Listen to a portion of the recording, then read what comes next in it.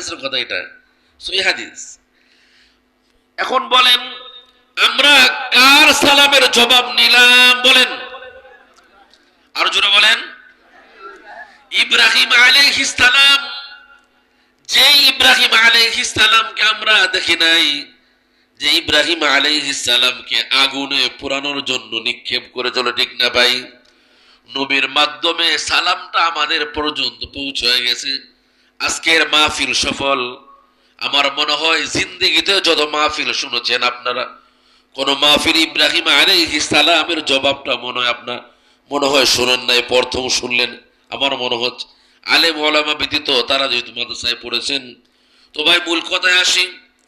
ফাকালা ইয়া মুহাম্মদ আকরিউ মিন্নি উম্মাতাকা সালাম আখবিরহুম বিআন্নাল জান্নাহ তাইয়িবাতুন তুরবা আযবাতুল মা ওয়া ইন্নাহা কিআন। জান্নাত খালি জায়গা, ওয়া ইন্না গরাসাহা, ওই খালি জায়গা বরার জন্য। যখন খালি জায়গা বললেন, নবী বললেন খালি জায়গা, ইব্রাহিম আলাইহিস সালাম বললেন ওই খালি জায়গা বরার জন্য চারা গাছ রয়েছে। বলেন কি রয়েছে? জোরে বলেন কি রয়েছে? পিছন থেকে বলেন কি রয়েছে? আরো বলেন, ডাইনে বলেন কি রয়েছে? বামে বলেন কি রয়েছে? চারা গাছ রয়েছে। এবারে মুহাম্মদুর রাসূলুল্লাহ সাল্লাল্লাহু আলাইহি ওয়াসাল্লাম ইব্রাহিম আলাইহিস সালামকে বললেন কি চারা গাছ, ওই চারা গাছের নাম কি? এবার ইব্রাহিম আলাইহিস সালাম সুন্দর করে বললেন, সকলে আমার সাথে বলেন, ইব্রাহিম আলাইহিস সালাম বললেন সুবহানাল্লাহ আলহামদুলিল্লাহ লা ইলাহা ইল্লাল্লাহ।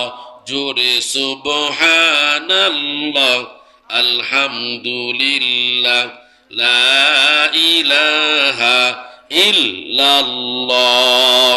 সুবহানাল্লাহ আলহামদুলিল্লাহ। জোরে লা ইলাহা ইল্লাল্লাহ। জোরে সুবহানাল্লাহ আলহামদুলিল্লাহ ইল্লাল্লাহ। সুবহানাল্লাহ আলহামদুলিল্লাহ লা ইলাহা ইল্লাল্লাহ লা ইলাহা ইল্লাল্লাহু মুহাম্মাদুর রাসূলুল্লাহ সাল্লাল্লাহু আলাইহি ওয়াসাল্লাম। আমার বন্ধুগণ, জিকির আলোচনা করতেছিলাম। এই অধ্যায়ের মাঝে আসসালাত ওয়া সুবহানাল্লাহ ওয়াল হামদুলিল্লাহ তামলাআনা আও তামলাউ মা বাইনাস সামাওয়াতি ওয়াল আরদ, এতটুক বললাম। এরপর আসসালাতু নূরুন, নামাজ এটা নূর, নামাজ আলো। বলেন নামাজ কি? নূর। নামাজ আলো। কেমন আলো, কেমন নূর? আজকের মাহফিল আসর থেকে নিয়ে পর্যন্ত অনেক আলোচনা হয়েছে নামাজের সম্পর্কে। খুব খেয়াল করে শুনুন। আসসালাতু নূরুন, নামাজ নূর, নামাজ আলো। কেমন আলো, কেমন নূর? হযরত আয়েশা সিদ্দিকা রাদিয়াল্লাহু তাআলা আনহা একদা বিশ্ব নবী মুহাম্মদুর রাসূলুল্লাহ বলেন সাল্লাল্লাহু আলাইহি ওয়াসাল্লামকে প্রশ্ন করলেন, ও নবী পয়গম্বর, কিয়ামতের দিন লক্ষ কোটি কোটি মানুষের ভিতরে আপনি আপনার উম্মতকে কি করে বাছাই করবেন? তখন বিশ্ব নবী মুহাম্মদুর রাসূলুল্লাহ বলেন সাল্লাল্লাহু আলাইহি ওয়াসাল্লাম ছোট্ট প্রশ্ন করলেন হযরত আয়েশাকে। আয়েশা রাদিয়াল্লাহু তাআলা আনহাকে মাঝে মাঝে হুমায়রাও বলে ডাকতেন, আদরের ডাক। ও হুমায়রা, আমি তোমাকে ছোট্ট প্রশ্ন করে বলো দেখি, লক্ষাধিক ঘোড়ার মাঝে যদি কিছু সংখ্যক ঘোড়ার কপাল সাদা থাকে, ও আয়েশা, লক্ষাধিক ঘোড়ার ভিতরে ওই সাদা কপালওয়ালা ঘোড়া গুলোকে খুঁজতে কোনো রকম কষ্ট হবে নাকি?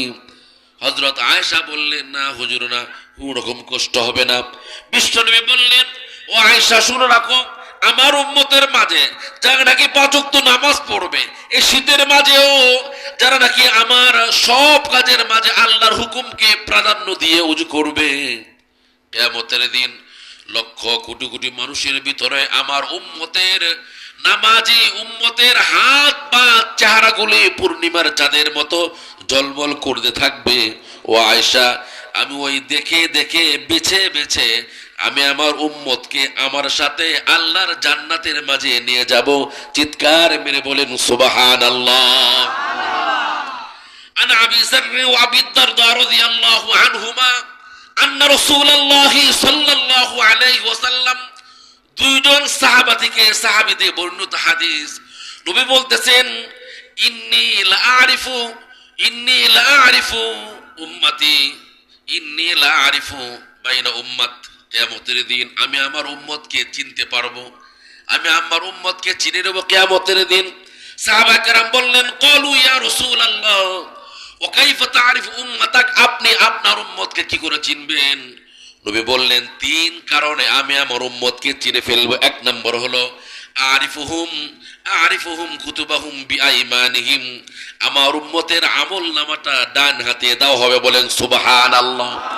দুই নাম্বার হলো আরিফুহুম বিনূরিহিম ওয়া আরিফুহুম বিসীমাহুম ফি ওয়ুজুহিহিম মিন আসারিস সুজুদ, অধিক নামাজ পড়ার কারণে, সিজদা করার কারণে চেহারা ঝলমল করতে থাকবে, আমি দেখে চিনবো। তিন নাম্বার হলো আমার উম্মত যখন আসবে, ইয়াসআ বাইনা আইদিহিম, আমার উম্মতের সামনে একটা আলো নূর চলতে থাকবে, বলেন সুবহানাল্লাহ।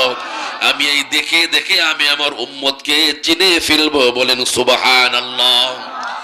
এই জন্য কবি সুন্দর করে বলেন, ঘুম থেকে নামাজ ভালো, শোনো অনুরাগী, মুয়াজ্জিনের মধুর তানে উঠবে তুমি জাগি, ওযু করে যাবে তুমি মসজিদে প্রভাতে, সকল গুনাহ পড়বে ঝরে তোমার শরীর হতে, আল্লাহর কাছে দোয়া করবে নামাজ পড়ে পড়ে, আল্লাহর কাছে দোয়া করবে নামাজ পড়ে পড়ে, সত্য পথের দিশা দিবেন তিনি আদর করে, নামাজ তোমার হবে সাথী কঠিন অন্ধকারে, রইবে তাতে যখন তুমি একা একই কবরে, রইবে তাতে যখন তুমি একা একই কবরে, বলেন আল্লাহু আকবার।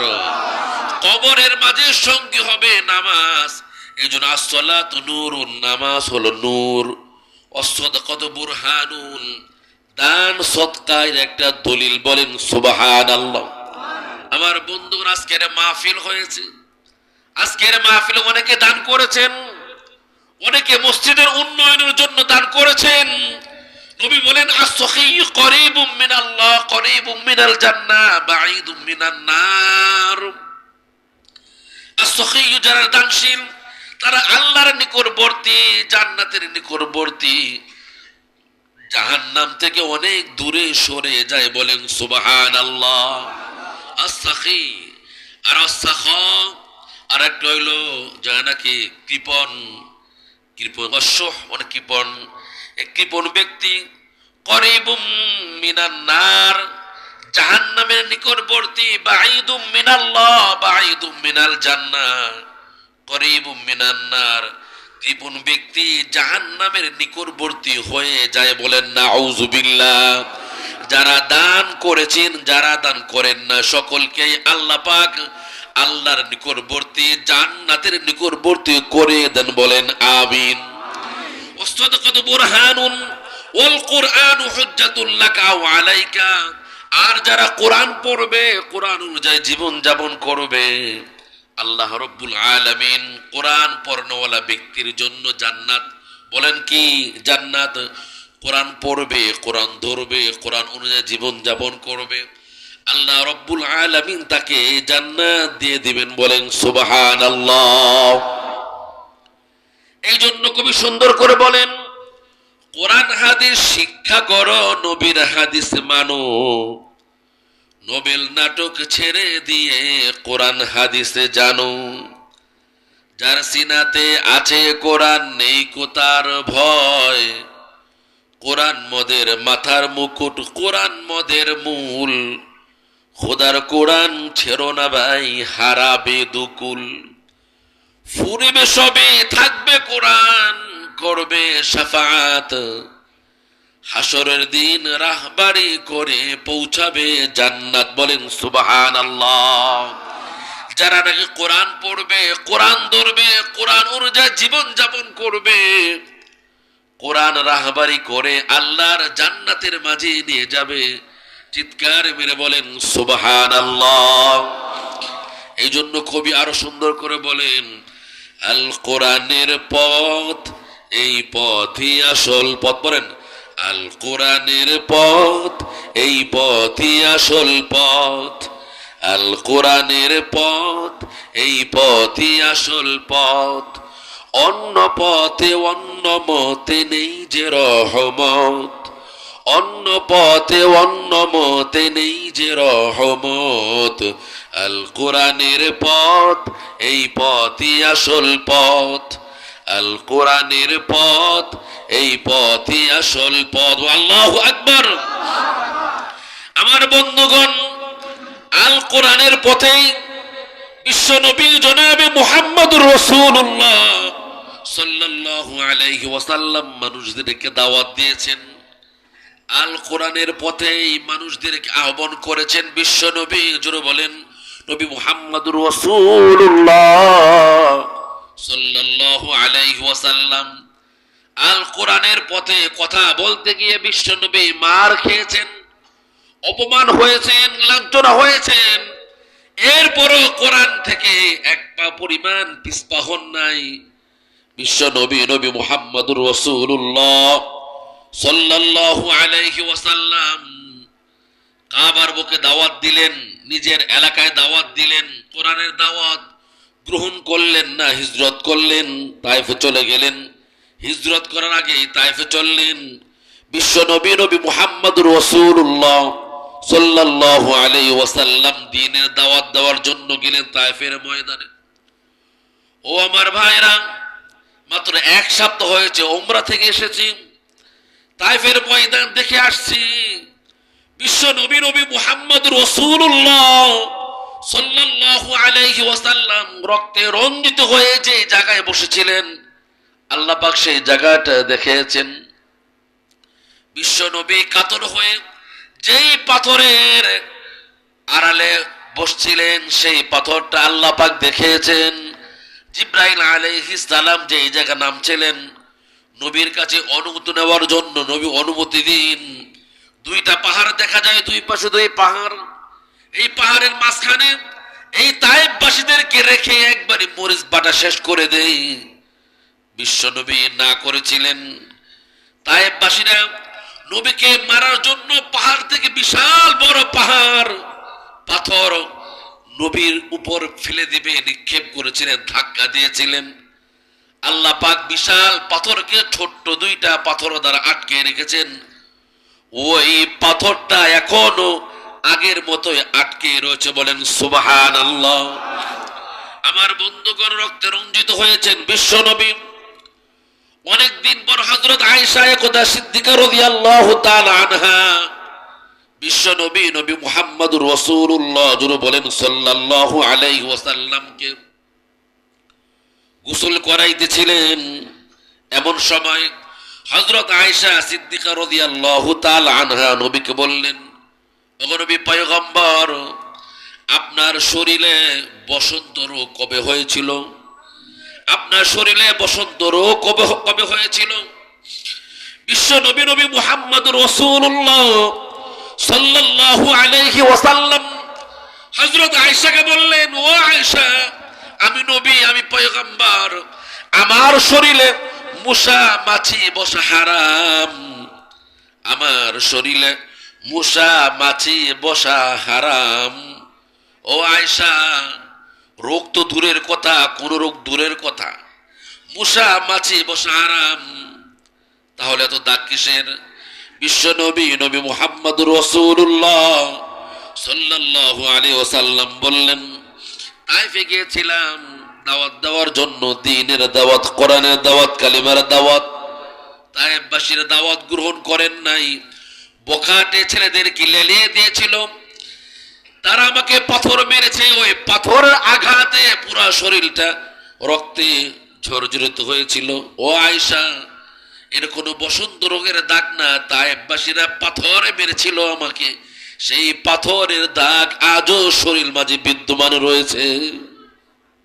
আমার বন্ধুগণ, বিশ্ব নবী নবী মুহাম্মদ রাসূলুল্লাহ সাল্লাল্লাহু আলাইহি ওয়াসাল্লামকে কিভাবে কষ্ট দিয়েছেন, কত কষ্ট দিয়েছেন নবীকে। কাবার পাশে বিশ্ব নবী নবী মুহাম্মদুর রাসূলুল্লাহ জুড়ে বলেন সাল্লাল্লাহু আলাইহি ওয়াসাল্লাম নামাজ পড়তেছিলেন। নবীর নামাজটা কেমন, নবী যখন নামাজে দাঁড়াইতেন মনে হয় যেন আর রুকুতে যাইবেন না, যখন রুকুতে যাইতেন মনে হয় যেন আর সেজদায় যাইবেন না, যখন সেজদায় যাইতেন মনে হয় যেন নবী আর জিন্দেগিতে কখনো নবী সেজদা থেকে আর উঠবেন না, এমন নামাজ নবী পড়তেন। আবজাহল উতবা শাইখা ওয়ালিদ বিন মুগিরা আস বিন কাতিল নবীকে সর্বাবস্থায় কিভাবে কষ্ট দেওয়া যায় এই চিন্তায় তারা মত্ত থাকতো।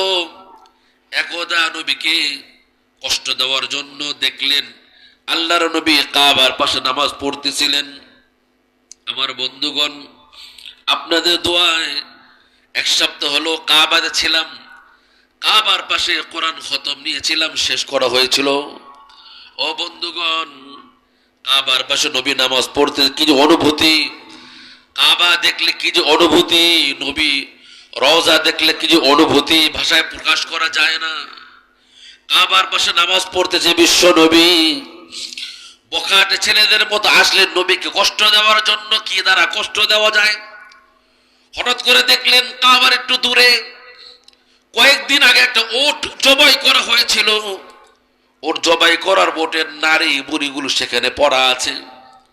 আমার বন্ধুগণ, 3 দিন 4 দিন হয়ে গেছে, ওটের নারী বুড়ি পচন ধরেছে। এমন সময় আবু জাহেল বলল, কে পারবা ওটের নারী বুড়িগুলো বিশ্বনবী যখন সেজদায় যাবে ওই পিঠের মাঝে, মুহাম্মাদের পিঠের মাঝে রাখার জন্য কে পারবা? কেউ রাজি হইল না। কম বক্ত আবু জাহেল আরেকজন সহযোগিতা নিয়ে বিশ্ব নবী নবী মুহাম্মদুর রাসূলুল্লাহ জুড়ে বলেন সাল্লাল্লাহু আলাইহি ওয়াসাল্লাম যখন সেজদায় গেলেন, এমন অবস্থায় ওটের নারী বুড়িগুলো বিশ্ব নবীর পিঠের মাঝে রেখে দিলেন। চিৎকারে করে বলেন নাউজুবিল্লাহ। নবী সেজদারত অবস্থায় নবী কষ্ট পাচ্ছেন। কে যেন বাড়িতে খবর দিয়ে দিল। হযরত ফাতেমা রাদিয়াল্লাহু তাআলা আনহা দৌড়ে আসলেন, ছোট মানুষ দৌড়ে আসলেন। আসার পর 2 হাত দিয়ে অনেক কষ্ট করে উটের নারী বুড়িগুলো সরালেন। সরানোর পর বিশ্বনবী উঠলেন। ওঠার পর হযরত ফাতেমা রাদিয়াল্লাহু তাআলা আনহা কাপড়ের আঁচল দিয়ে বিশ্বনবীর চেহারা মুবারককে মুছিয়ে দিচ্ছিলেন আর বলতেছিলেন, ওগো আব্বাজান, ও আব্বাজান, আপনার কি দোষ, আপনার কি দোষ? কেন এই আরবের লোকেরা, কেন এই মক্কার লোকেরা আপনাকে এত কষ্ট দেয়? আপনার কি দোষ, কেন তো কষ্ট দেয়? বিশ্বনবী হযরত মা ফাতেমা রাদিয়াল্লাহু তাআলা আনহার জবাবে বললেন, ও মা ফাতেমা, ও মা ফাতেমা, আমার কোনো দোষ নাই, আমার কোনো দোষ নাই, আমার একটাই দোষ, আমি শুধু কালিমা লা ইলাহা ইল্লাল্লাহর দাওয়াত দেই, আমার আর কোনো দোষ নাই। আমার বন্ধু খুব খেয়াল করে শুনুন, বিশ্বনবী জন্মের পর থেকে 40 বছর পর্যন্ত কোরআনের দাওয়াত দেন নাই, অর্থাৎ নবুয়ত প্রাপ্ত হন নাই। কিন্তু নবীর আখলাক, নবীর চরিত্র, নবীর কথাবার্তা, নবীর গুণগান এমন অবস্থায় ছিল, কাফের মুশরিক বেঈমানরা কিতাবের ভাষায় নবীকে আল আমিন বলে ডাকতো। আল আমিন, সাদিক, সত্যবাদী নবীকে ডাকতেন। কিন্তু যখনই নবী কোরআনে দাওয়াত দেওয়া শুরু করলো, তখনই নবীকে ইট পাথর নিক্ষেপ করা শুরু করলো। এমনকি তায়েফ জায়গায় একটা বুড়ির বাড়ি, যেখানে নবী রাস্তা দিয়ে হাঁটলে কাটা বিছিয়ে দিত, ওই বুড়ির বাড়িটা আল্লাহ পাক দেখেছেন জীর্ণ শীর্ণ বাড়ি, একদম কিছুই নাই, কোনো কয়েকটা পাথর আছে। আমার বন্ধুগণ, মূল কথা হলো নবী দ্বীনের দাওয়াত দিতে গিয়ে এত কষ্ট করেছেন, এত মুজাহাদা করেছেন, একমাত্র ইসলামকে আমাদের বুকে আনার জন্য, ইসলামকে বিজয় করার জন্য নবী কষ্ট করেছেন। তো বিশ্ব নবী জন্মের পর থেকে নিয়ে যখন 40 বছর দাওয়াত দেন নাই, 40 বছর পর যখন এই দাওয়াত দেওয়া শুরু করলো, তখন কাফির মুশরিক বেঈমানরা নবীকে বিভিন্ন ভাবে আঘাত দেওয়া শুরু করলো। এই আঘাত দেওয়া শুরু করলো, এই আঘাতের ব্যাপারে, এবং নবী বাল্য অবস্থায় দ্বীনের দাওয়াত দিতেন, কিন্তু এই কালিমার দাওয়াত না, কিন্তু আখলাক চরিত্র দ্বারাই মানুষ নবীর একবারই ভক্ত হয়ে গিয়েছিল। তারা বলতো এমন মানুষ জীবন আর কখনো দেখি নাই, ভবিষ্যৎ আর কখনো দেখবো না। আমার বন্ধুগণ যখনই দ্বীনের দাওয়াত দেওয়া শুরু করলো, তখন নবীকে পাথর নিক্ষেপ করা শুরু করলো। বলেন নাউযুবিল্লাহ। এই জন্য কবি সুন্দর করে বলেন, ছোট ও বড় সকলের মাঝে একদিন যে ছিল আলামিন, পাথর মেরে তারে করে যার যার, যখন পুছিল আল্লাহর দিন। ঠিক না ভাই? ছোট ও বড় সকলের মাঝে একদিন যে ছিল আলামিন, পাথর মেরে তারে করে যার যার, যখন পুছিল আল্লাহর দিন। তো পথের মাঝে তার কাটা বিছিয়ে রাখতো আরবের ওই দুষ্ট বুড়ি, নামাজে দাঁড়ালে নূর নবীজি তার গারে চাপা দিত উটের বুড়ি, তবুও সে তো কারো দেয়নি গালি, দেয়নি অভিশাপ কোনোদিন। ছোট ও বড় সকলের মাঝে একদিন যে ছিল আলামিন, পাথর মেরে তারে করে যার যার, যখন পুছিল আল্লাহর দিন। সবার প্রতি তার ছিল মমতা, দরদ ভরা ছিল উদার এক মন, কথা ও কাজে তার ছিল সততা, মার্জিত ছিল তার সব আচরণ। আজ তাই আমাদের মনের কোঠায়, আজ তাই আমাদের মনের কোঠায় তার স্মৃতি আছে অমলিন। ছোট ও বড় সকলের মাঝে একদিন যে ছিল আলামিন, পাথর মেরে তারে করে যার যার, যখন পুছিল আল্লাহর দিন, পাথর মেরে তারে করে যার যার, যখন পুছিল আল্লাহর দিন। আল্লাহু আকবার। আরো জোরে বল, আল্লাহু আকবার।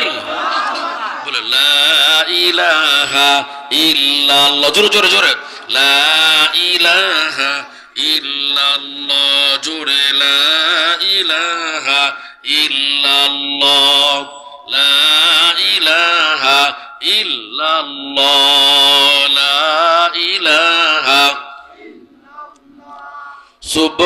সুবহানাল্লাহ, আলহামদুলিল্লাহ, লা ইলাহা ইল্লাল্লাহ, সুবহানাল্লাহ, আলহামদুলিল্লাহ, লা ইলাহা ইল্লাল্লাহ। জোরে, সুবহানাল্লাহ, আলহামদুলিল্লাহ, লা ইলাহা ইল্লাল্লাহ, লা ইলাহা ইল্লাল্লাহু মুহাম্মাদুর রাসূলুল্লাহ সাল্লাল্লাহু আলাইহি ওয়াসাল্লাম। খুব খেয়াল করে শুনুন, বিশ্ব নবী নবী মুহাম্মাদুর রাসূলুল্লাহ সাল্লাল্লাহু আলাইহি ওয়াসাল্লামের গুণগান, নবীর প্রশংসা।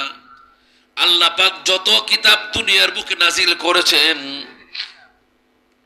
এমন কোন কিতাব বাদ নাই যে কিতাবের মাঝে নবী মুহাম্মদুর রাসূলুল্লাহ সাল্লাল্লাহু আলাইহি ওয়াসাল্লামের প্রশংসা নাই।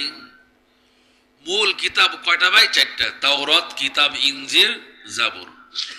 খুব খেয়াল করে শুনুন, জাবুর তাওরাত কিতাব, তাওরাত কিতাব হযরত মূসা আলাইহিস সালামের উপর নাজিল হয়েছে কোন কিতাব? ভাই বলেন কোন কিতাব?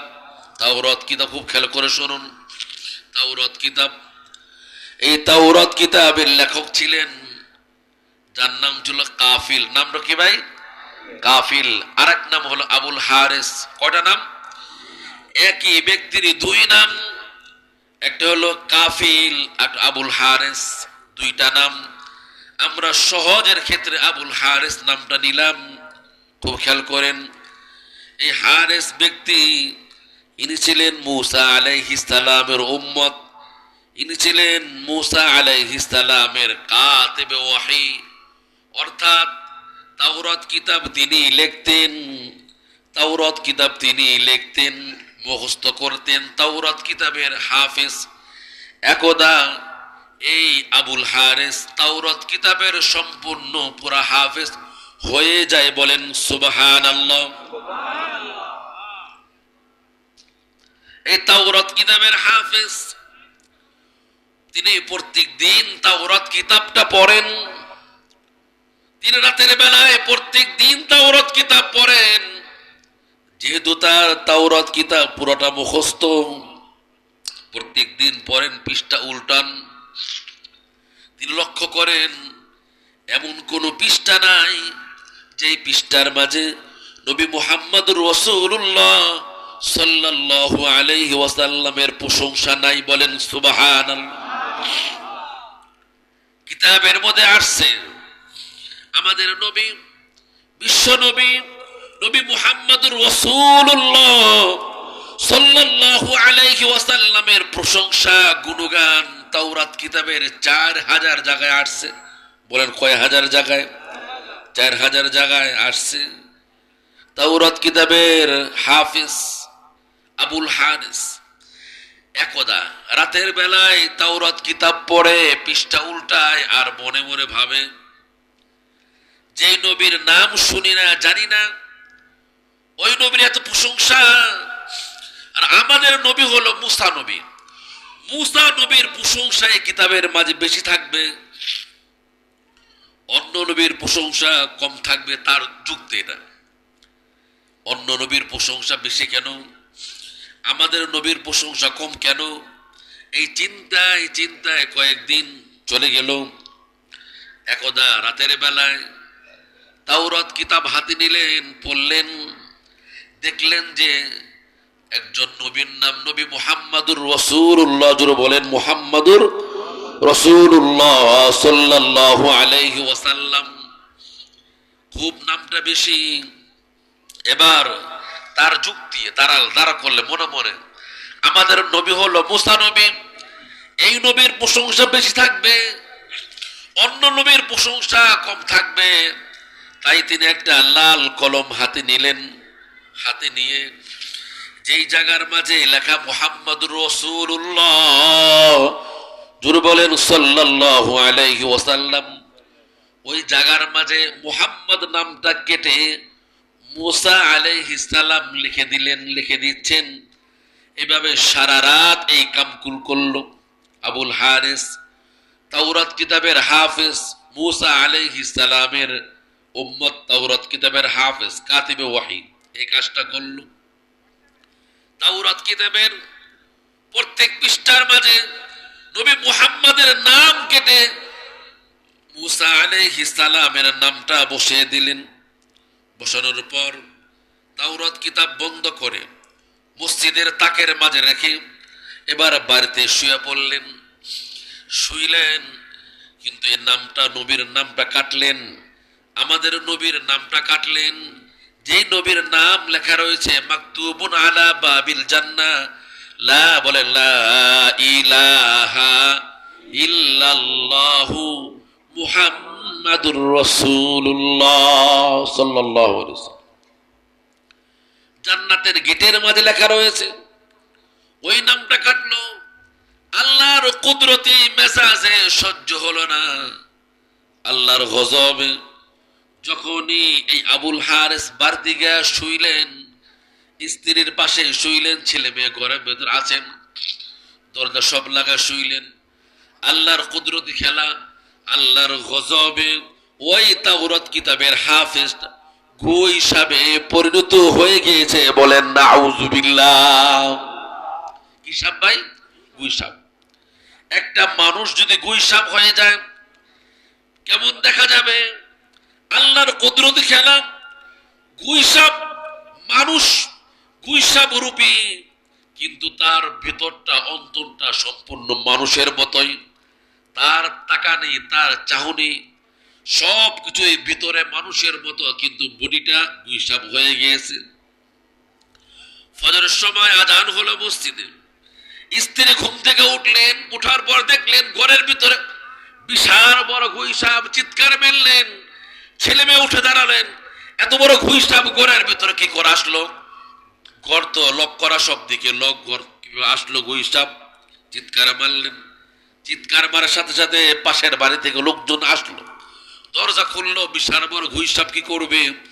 গুই সাপ অনেক কিছু বুঝাইতে চায় কিন্তু কোনো কথা বলতে পারে না। ভিতরটা সম্পূর্ণ মানুষের মতো, কিন্তু কথা বলতে পারে না। আমার বন্ধুগণ, এবার তার স্ত্রী হঠাৎ করে মনে করলো বাচ্চার বাবা কোথায়, তাকে দেখি না, এখানে তো সয়, আর গুই সাপ এখানেই আসলো, কি করে আসলো? অনেকক্ষণ চিন্তা ভাবনা করে দেখলো না না, ওর বাবা তো ঘরেই ছিল, ওর বাবাই, বাচ্চার বাবাই সম্ভবত গুই সাপে পরিণত হয়ে গিয়েছে। আমার বন্ধুগণ, দরজা খুলে দিল। গুই সাপ এখন তো মানুষ আসে তাকে মারার জন্য, ধরার জন্য। গুই সাপ অনেক কিছু বলতে চায় কিন্তু বলতে পারে না। আল্লাহর গজবে গুই সাপে পরিণত হয়ে গিয়েছে। এবার গুই সাপের মতো বাহিরে চলে গেল, জঙ্গলে চলে গেল। এবার গুই সাপ কথা বলতে পারে না, কিভাবে হযরত মূসা আলাইহিস সালামের কাছে যাবে? যেহেতু সে তাওরাত কিতাবের হাফেজ, মূসা আলাইহিস সালামের কাছের মানুষ, মূসা আলাইহিস সালামের উম্মত কি করে যাবে? এবার গুই সাপ জঙ্গলে গিয়ে মানুষের মতো, গুই সাপ ভিতরটা মানুষের, কিন্তু গুই সাপ যা খাবার সাপ ব্যাং তা খাচ্ছে। অনেকদিন হয়ে গেল। একদা হযরত মূসা আলাইহিস সালাম নদীর পাড়ে তার উম্মতদেরকে নিয়ে বিভিন্ন বিষয়ে আলোচনা করতেছিলেন, আর বলতেছিলেন আবুল হারিস কাফিল, আমার কাতেব ওহী, সে কোথায়? তাওরাত কিতাবের হাফেজ সে কই? তাকে তো পাই না, কোথায় পাওয়া যায় না। এমন ব্যাপারে আলোচনা করতেছিলেন নদীর পাড়ে। দূর থেকে ওই মানুষরূপী গুই সাপ দেখতে পেল মূসা আলাইহিস সালাম কয়েকজন সাথীদেরকে নিয়ে কি যেন আলোচনা করতেছিলেন। এমন সময় গুইটা খুব দ্রুত বেগে আসলেন। উপস্থিত উম্মতেরা ও লোকজন ভয় পেয়ে গেল। হযরত মূসা আলাইহিস সালাম ভয় পেলেন না, যেহেতু খুব দ্রুতগামী আসতেছেন। মূসা আলাইহিস সালাম বললেন, তোমরা বসো, ভয় পেও না। এই গুই সাপটা মনে হয় কিছু বলার জন্য আমার কাছে আসতেছে। বলেন সুবহানাল্লাহ। আমার বন্ধুগণ, এবার যখন গুই সাপ ধীরে ধীরে কাছে আসলেন, আসার পর গুই সাপটা অনেক কিছু নবীকে বুঝাইতে চায়, কিন্তু সাপের ভাষা কে বুঝে? যেহেতু ভিতরটা মানুষের মতো সবকিছু। এবার মনে মনে আল্লাহর কাছে বললেন, ওগো আল্লাহ, আমার জবানটা খুলে দাও, আমি তোমার নবী পয়গম্বর মূসার কাছে সবকিছু খুইলা বলি। আল্লাহ পাক তার দোয়াটা কবুল করলেন, জবান খুলে গেল। এবার গুই সাপ বড় ঠোঁট দ্বারা বলা আরম্ভ করল, নবী মূসা, আমি আপনার আবুল হারিস কাফিল, আমি হলাম তাওরাত কিতাবের হাফেজ, আপনি যাকে খুঁজছেন আমি হলাম আপনার সেই ব্যক্তি। হযরত মূসা আলাইহিস সালাম আশ্চর্য হয়ে গেলেন, এর আবুল হারিস, এর কাফিল, তুমি তো আমার সাথের মানুষ, আমার সাথে ইবাদত বندگی করো, আমার সাথে সবকিছুই করো, আমার সংস্পর্শ থাকো, কিন্তু আমার সাথে থাকার পর তোমার এই অবস্থা কি করে হলো? এবার আবুল হারিস বলা আরম্ভ করলো, ও মূসা পয়গম্বর, আমি তাওরাত কিতাবের হাফেজ, কোন জায়গায় কি আছে আমার তার জানা আছে। একদা রাতের বেলায় তাওরাত কিতাবের পড়তেছিলাম, এমন সময় লক্ষ্য করে দেখি আপনার তাওরাত কিতাব আপনার উপর নাজিল হয়েছে, আপনার নাম কিন্তু অন্য এক নবী, যেই নবীকে দেখি নাই, ওই নাম শুনেও নাই কখনো, কিন্তু ওই নবীর নাম আপনার তাওরাত কিতাবের পুরা ভরা, আপনার নাম কম আর ওই নবীর নামটা বেশি। আমার মনের ভিতরে, যেহেতু আপনি আমার পয়গম্বর নবী, আমার মনের ভিতরে হিংসা জাগ্রত হলো যে আমার যার উপর তাওরাত কিতাব নাজিল হয়েছে তার নামটা বেশি থাকবে, অন্য নবীর নাম কেন বেশি থাকবে। এই কেন করতে গিয়া লাল কলম দিয়া আমি প্রত্যেক জায়গায় যেখানে লেখা রয়েছে মুহাম্মাদুর রাসূলুল্লাহ, জোরে বলেন সাল্লাল্লাহু আলাইহি ওয়াসাল্লাম, সেই নাম কেটে আমি আপনার নামটা সেখানে বসে দিয়েছি। হযরত মূসা আলাইহিস সালাম চিৎকার মেরে দাঁড়িয়ে গেলেন, এরে আবুল হারিস, তুমি কি কামটাই করেছো? তোমার এই কাম কে করতে বলেছে? তুমি কেন এই কামটা করলা? তোমাকে কে করতে বলেছে এই কাজের কথা? এবার আবুল হারিস কান্দে, মূসা আলাইহিস সালাম কান্দে, উপস্থিত সকল লোকেরাও কান্দে। এবার আবুল হারিস চিৎকারে মেরে বলতেছে, নবী পয়গম্বর, ভুল করে ফেলেছি, আল্লাহর কাছে দোয়া করুন যাতে করে আল্লাহ আমাকে আবার আগের মতোই বানিয়ে দেন, যেন আল্লাহ আমাকে আগের মতোই এই আপনার তাওরাত কিতাবের লেখার সৌভাগ্য অর্জন যেন করতে পারি। আল্লাহর কাছে আপনি এই দোয়াটা করেন।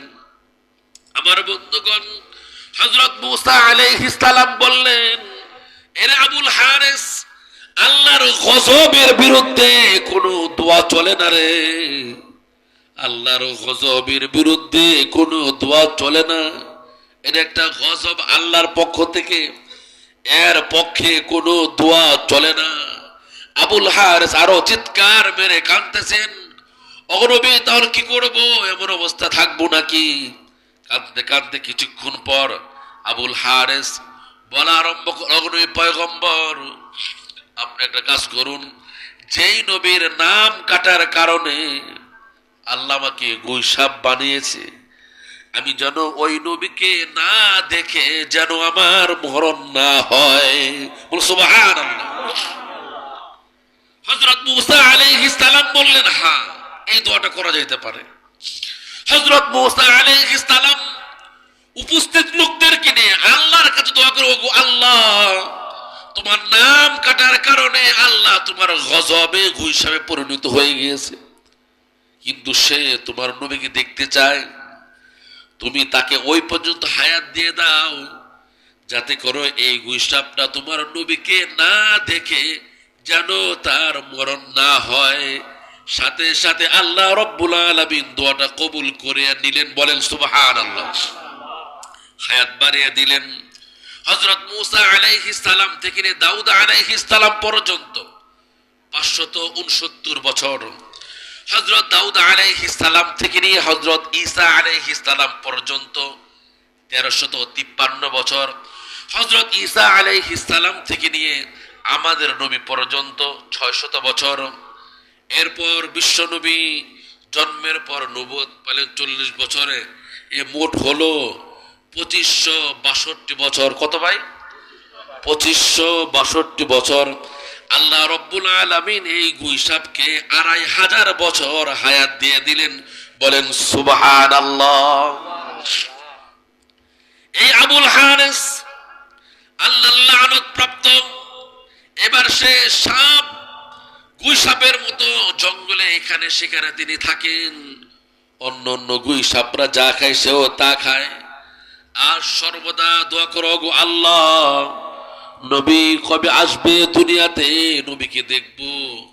আমার বন্ধুগণ, সাগর পাড়ে দিয়ে তিনি একবারে সৌদিতে কাবার পাশে একটা নদীতে তিনি চলে গেলেন। সেখানে গিয়ে নবীর অপেক্ষায় জানতে পারলেন বিশ্ব নবী নবী মুহাম্মদুর রাসূলুল্লাহ সাল্লাল্লাহু আলাইহি ওয়াসাল্লামের জন্ম হয়েছে। নবী জন্ম হওয়ার পর নবী ধীরে ধীরে বড় হলো, নবীর সুনাম চারিদিকে ছড়িয়ে পড়ল। নবীর যখন দাওয়াত দেওয়ার কারণে তায়েফবাসীরা পাথরে নিক্ষেপ করে খবর গুইসাপ শুনতে পায়।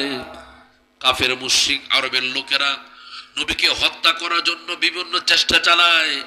এই খবর গুইসাপ শুনতে পায়, এই গুইসাপ চিৎকার মেরে পাহাড় উপর দাঁড়িয়ে গুইসাপ আকাশে তাকিয়ে আল্লাহকে বলবো, আল্লাহ তোমার নবীর নাম কাটার কারণে আমি আজকে গুইসাপে পরিণত হয়ে গিয়েছি। আজকে দেখি মক্কার লোকেরা তোমার হাবিবকে হত্যা করতে চায়, তোমার হাবিবকে মারতে চায়। ও আল্লাহ তুমি তাদেরকে হেদায়েত দাও। দোয়া করতেন আবুল হারিস গুইসাপ রূপে। নবীর বয়স 40 হয়ে গেল, দিনের দাওয়াত দেন। এমন সময় চিন্তা করলেন এবার নবীর কাছে যাব, নবীকে দেখব। তো নবীকে কিভাবে দেখা যায়, নবীকে কিভাবে দেখব? এমন সময় গুইসাপটা বিশাল বড়, অনেক পুরনো গুইসাপ। তো এবার গুইসাপ মনে মনে ভাবলেন এবার নবীর কাছে যাবই, কিন্তু কিভাবে যাব? যখন যাওয়ার নিয়ত করলেন ওই সময় আবার গুইসাপ খাওয়া হালাল ছিল। গুইসাপ খাওয়া দেখলেই জবে করে খেয়ে ফেলতো ওই সময়টার মাঝে। আমার বন্ধুগণ, আরো যদি পুরনো গুইসাপ, আরো মজার। চিন্তায় পড়ে গেলেন কিভাবে দেখবে, কিভাবে নবীকে দেখবে। আরবের মাঝে অনেক সময় একটা ঘূর্ণি জ্বর হয়, ধুলো জ্বর, বালি জ্বর হয়। এই বালি জ্বর ঘুলি যখন শুরু হয়, উটগুলা মাথাটা বালির নিচে দিয়ে দেয়, যতই জ্বর হয় উপর দিয়ে চলে যায়, আবার মাথাটা বের করে। আমার বন্ধুগণ, একদা ঝড় শুরু হলো, আর যখন নাকি ঝড় শুরু হয় সমস্ত মানুষ ঘরের ভিতরে দরজা লক করে বসে থাকে। গুইসাপ মনে মনে ভাবলো, যখন ঝড় শুরু হলো এবার গুইসাপ মনে মনে ভাবলো এখন সুযোগ নবীর বাড়িতে যাই, নবীকে দেখার জন্য। এবার নবীকে দেখার জন্য নবী গুইসাপটা উঠলেন, নদী থেকে পারে উঠলেন। এবার নবী মুহাম্মদুর রাসূলুল্লাহ সাল্লাল্লাহু আলাইহি ওয়াসাল্লামকে দেখবেন। আমার বন্ধুগণ, নবীর বাড়ি এই 10 দিন হয় দেখে আসছি, এখন বাড়িটা আছে। নবীর বাড়িটা পাহাড়ের ঢালে, ওমরা আর কো পাহাড়, নবীর বাড়ি শেষ, তারপরে পাহাড়। কিন্তু আবু জাহেলের নবীর কাছে যেতে হলে আবু জাহেলের বাড়ির সামন্দায় যেতে হয়। 9 নম্বর বাথরুম বানিয়েছেন, ওইটা আবু জাহেলের বাড়ি 9 নম্বর। যারা গিয়েছেন তারা দেখেছেন। আমার বন্ধুগণ, এবার গুইসাপটা যখন ধূলি ঝড় হয়, এই ঝড়ের মাঝে গুইসাপ নদী থেকে উঠে যাওয়া শুরু করলেন। আবু জাহেলের বাড়ির যখন কাছে আসলেন, কাছে আসার সাথে সাথে আবু জাহেল কি কারণে যেন দরজা খুললেন। দরজা খোলার সাথে সাথে দেখে বিশাল বড় গুইসাপ। এমন গুইসাপ সে কখনো দেখে নাই।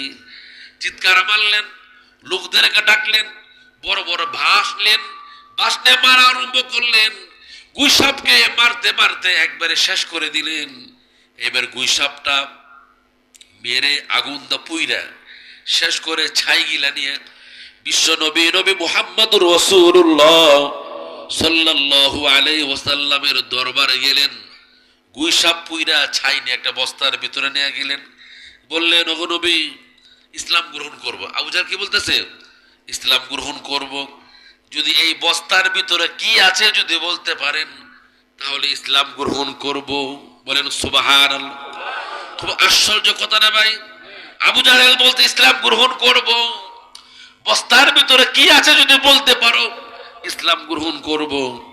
এবার নবী খুশি হয়ে বললেন, আবু জাহেল, তার নাম আবুল হেকাম, জ্ঞানের বাবা, মূর্খের বাবা বর্তমান। আবু জাহেল, শোনো, বস্তার ভিতরে কি আছে আমি বললে তুমি ইসলাম গ্রহণ করবা? হ্যাঁ, আচ্ছা, বস্তার ভিতরে যা আছে যদি সেইটাই বলে তাহলে ব্যাপারটা কেমন হয়? ওর বস্তার ভিতরে যা আছে যদি সেই জবাব দেয় তাহলে ব্যাপারটা কেমন হয়? এবার আবু জাহেল বলতে আরো ভালো, তার কি আরো ভালো। এবার আল্লাহর হুকুম, নবী ইশারা করলেন। আল্লাহর হুকুমে পূর্ণরূপেই গুইসাপটা বস্তার ভিতর থেকে একেবারে জ্যান্ত হয়ে নবীর সামনে এসে নবীকে সালাম দিলেন। আসসালাতু আসসালামু আলাইকা ইয়া রাসূলুল্লাহ। চিৎকার মেরে বলেন সুবহানাল্লাহ। এবার আল্লাহর রাসূল বললেন, ইয়া দব, দব মানে গুইসাপ, মান তা'বুদু, তুমি কার ইবাদত করো?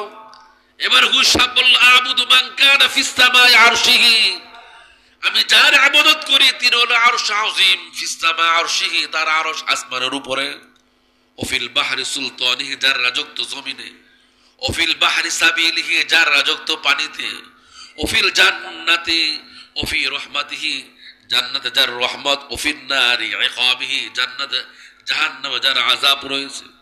এবার বিশ্ব নবী বলেন মান আনা, বলো তো আমি কে? কাকে বললেন? হুইস সাহেবকে বললেন মান আনা, বলো তো আমি কে?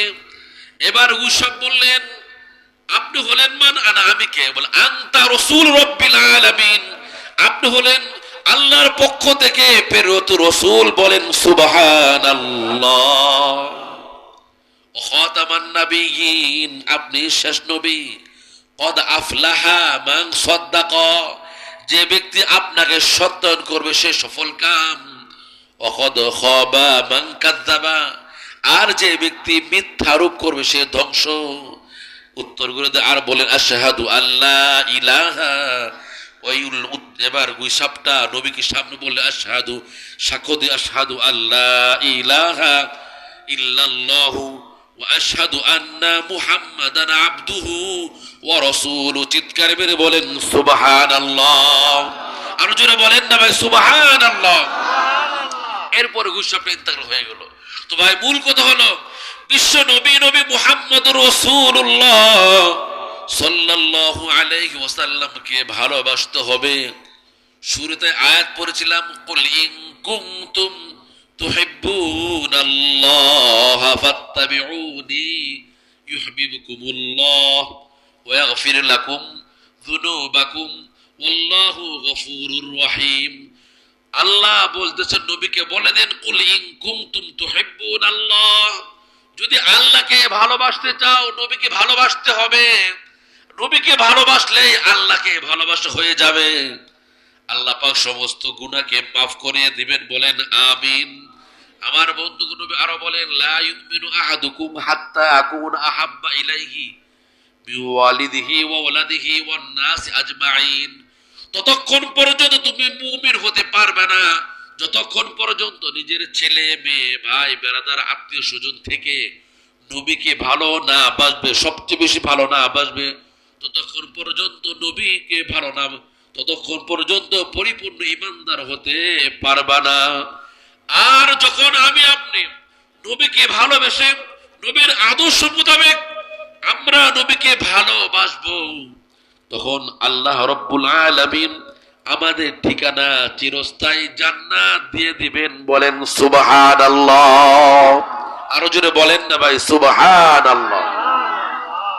আমার বন্ধুগণ, আল্লাহর হাবিব বিশ্ব নবী নবী মুহাম্মদুর রাসূলুল্লাহ জোরে বলেন সাল্লাল্লাহু আলাইহি ওয়াসাল্লাম, তিনি বলেন যখন আমার বান্দারা, যখন আমার উম্মতেরা নবীকে আমি ভালোবাসবে, আল্লাহর হুকুম মোতাবেক চলবে, কোরআনকে মুহাব্বত করবে, কোরআনকে ভালোবাসবে, আল্লাহ রাব্বুল আলামিন তাদেরকে জান্নাত দিয়ে দিবেন। বলেন সুবহানাল্লাহ। জোরে বলেন কি দিবেন? জান্নাত। আরো জোরে বলেন কি দিবেন? জান্নাত। ওই জান্নাতে যাওয়ার পর যখন আমরা জান্নাতে যাব, জান্নাত পেয়ে যাব, আল্লাহর হুকুম মোতাবেক চললে আল্লাহ জান্নাত দিবে, আল্লাহ পাকের ওয়াদা। যখন জান্নাতে চলে যাব আমরা, আল্লাহ রাব্বুল আলামিন জান্নাতি বাসীদেরকে সর্বপ্রথম সালাম দিবেন। বলেন কি দিবেন?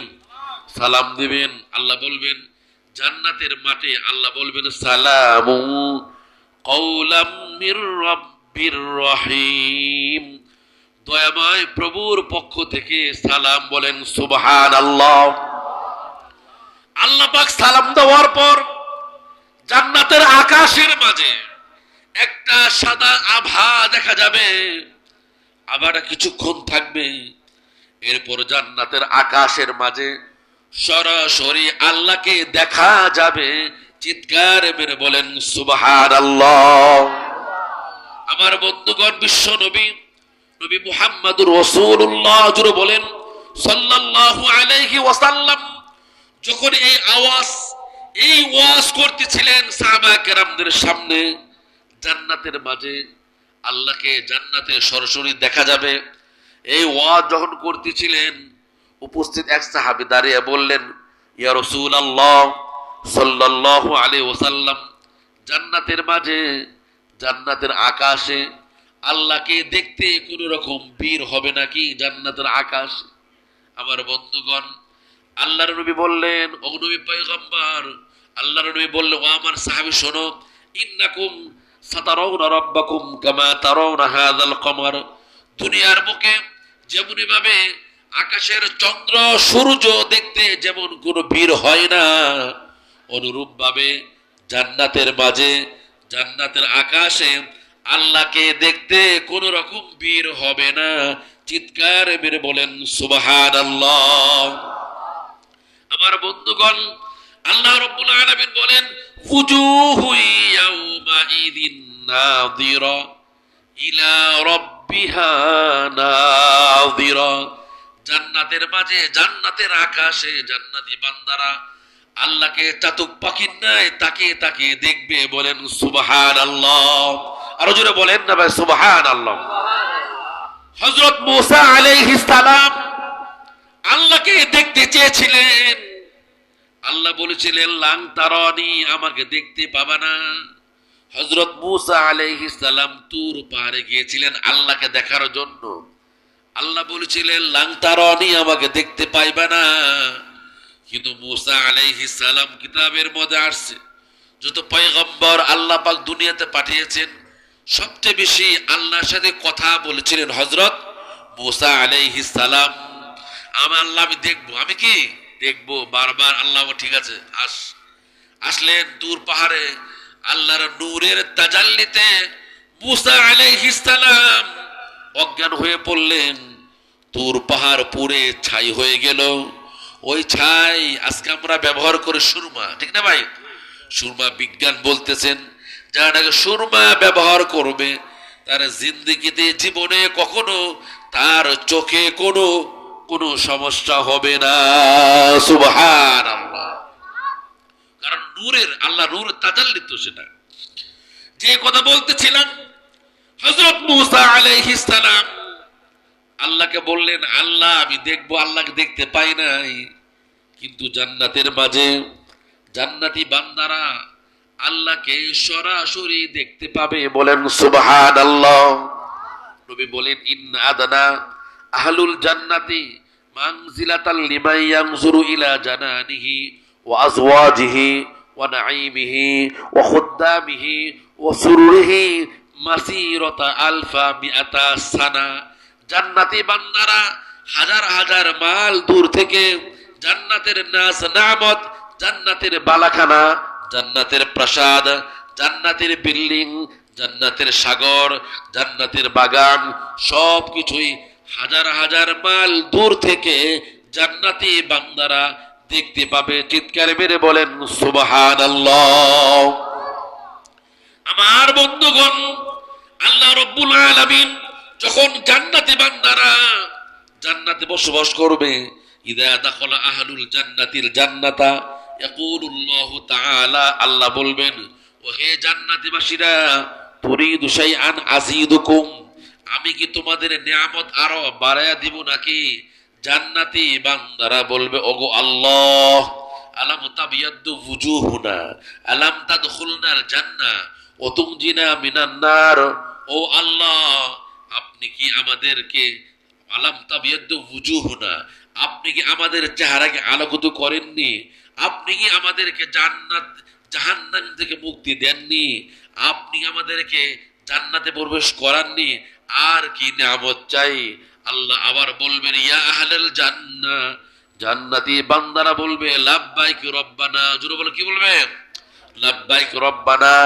জান্নাতি শব্দ, জান্নাতি বান্দারা বলবে, লাব্বাইক রব্বানা।